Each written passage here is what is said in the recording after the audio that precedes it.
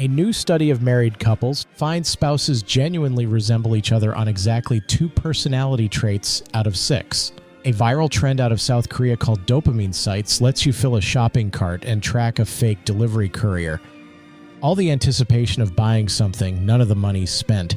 And new scans at a Turkish mountain are reigniting the Noah's Ark debate, with researchers claiming distinct organic material buried inside a boat-shaped structure.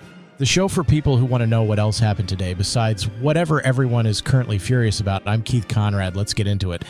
Researchers from the University of Calgary, Brock University, and Vrije University Amsterdam published a study this week in the Journal of Research and Personality that I think reframes a question almost everyone has wondered about. What actually makes 2 people compatible for the long haul? The study recruited 451 heterosexual married couples in the Netherlands, 902 people total, ranging in age from 22 to 90, with an average relationship length of 28 years. Each partner filled out a detailed personality questionnaire twice, once describing themselves, once describing their spouse. That design let researchers measure 3 separate things: how accurately spouses actually know each other, whether they're genuinely similar, and whether they merely believe they're similar even when they're not. The personality model used breaks things into 6 broad dimensions, and the finding was specific. On 2 of those 6, the ethics and modesty dimension, covering sincerity and fairness, and the curiosity and creativity dimension, spouses showed real measurable similarity. On the other 4, emotional sensitivity, cooperativeness, conscientiousness, and outgoingness, similarity scores sat close to 0. One partner being highly organized or emotionally sensitive tells you essentially nothing about whether the other partner is the same way. Here's the detail I find most interesting. Spouses believed they were even more alike on values than they actually were. The assumed similarity score for ethics was 0.57 against an actual score of 0.39. People project their own moral compass onto their partner more than is warranted, possibly because values are harder to observe day to day than, say, whether someone is tidy or talkative, leaving more room to fill in the gaps with assumption. The flip side of the study is reassuring. After 28 years together, spouses were remarkably accurate at reading each other's personalities overall, about as accurate as a person would be answering the same questionnaire about themselves twice. The one place that accuracy dropped was, again, ethics and modesty. Even after decades of marriage, traits like sincerity and humility remain harder to fully see in another person than how organized they are or how they handle stress. For us, making each other laugh helps daily, but respect and communication are the real engine. The research backs up something close to that. It's not personality compatibility across the board that holds a marriage together. It's whether you fundamentally see the world the same way and are curious about the same things. Everything else, who's the tidier one, who's more anxious, who's more social, sorts itself out or simply doesn't matter as much as people assume going in. What's your actual daily tip for making a relationship work? Marriage. Marriage is what brings us together today. A trend spreading out of South Korea this month is one of those stories that sounds like satire and turns out to be a genuinely interesting window into consumer psychology under economic pressure. Dopamine sites are websites and apps that recreate the entire experience of online shopping or food delivery. Browsing menus, reading reviews, filling a cart, even tracking a courier on a map without any real transaction ever happening. One of the most popular, a parody of the major Korean delivery app Bayment, was built by a developer who said the idea came to them on one of those nights when I kept opening and closing delivery apps. Their pitch? Everyone's like that these days, right? Not because you're hungry, but out of habit, boredom, your hand just opens the delivery app first. This app's made to break that pattern just once. The psychology behind why this works is more legitimate than it sounds. Dopamine is released primarily in anticipation of a reward, not when the reward actually arrives. That means the browsing, the cart filling, the checkout button, the entire ritual before a purchase is where most of the neurological payoff actually happens. The dopamine sites simply remove the transaction and keep everything that triggers the brain chemistry. Experts quoted in the coverage connect this directly to the economic conditions young South Koreans are navigating. Rising living costs, demanding work cultures, and economic uncertainty have left a generation searching for affordable forms of comfort. One commentator put it sharply, every other shopping app is a dopamine site that also charges you. The dopamine sites are the honest version of what every shopping app already does. They took the transaction out.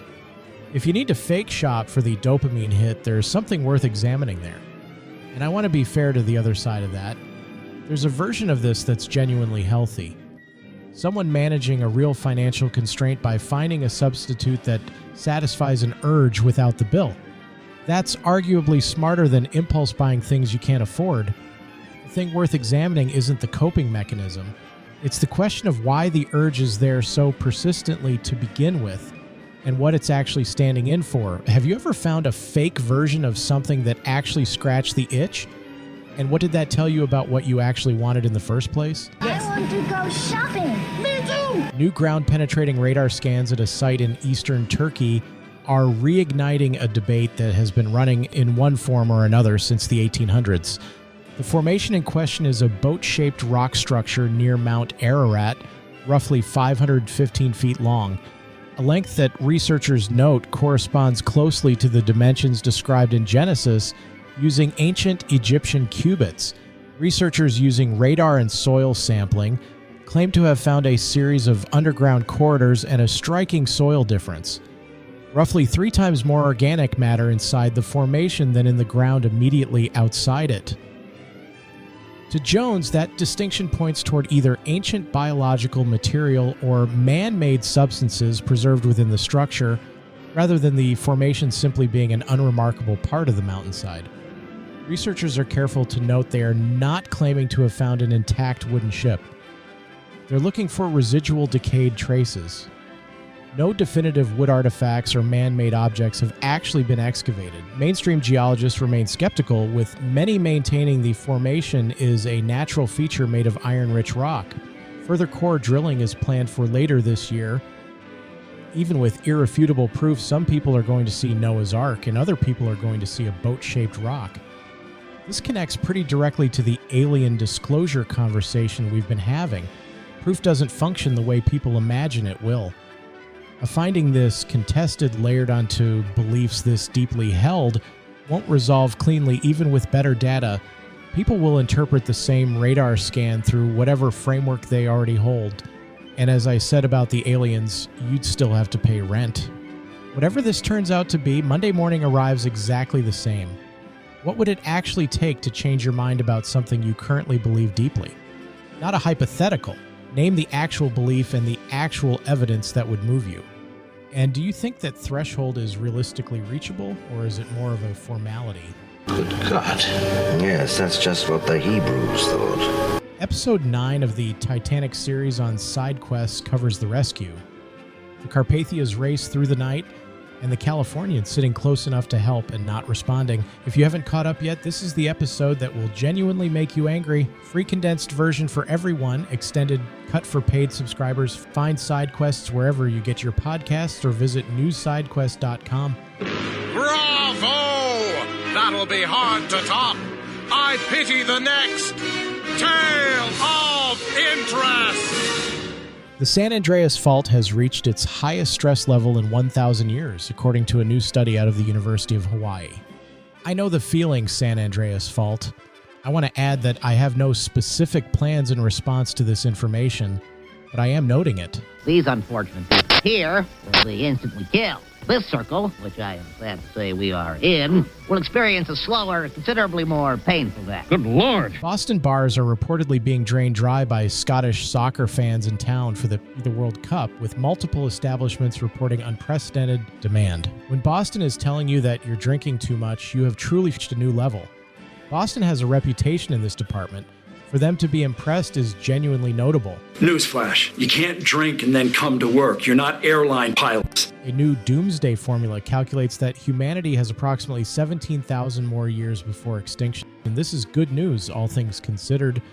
Recorded human history is only about 6,000 years old, which means we're still relatively early in the run. There's a lot more story left. Tonight at 11. Doom! New research is upending the long-held belief that pets reduce stress, at least when it comes to cats specifically. Anyone who has ever tried to introduce a second cat into their household can independently verify this finding without needing the study. The research and lived experience are, in this case, in complete agreement. It's science. That's it for News Side Quest. 3 questions out there, your actual real-world tip for making a relationship work day to day, whether you've ever found a fake version of something that scratched the real itch, and what it would actually take to change your mind about something you deeply believe. Email me at newssidequest@gmail.com or hit me up in the Substack comments. See you tomorrow.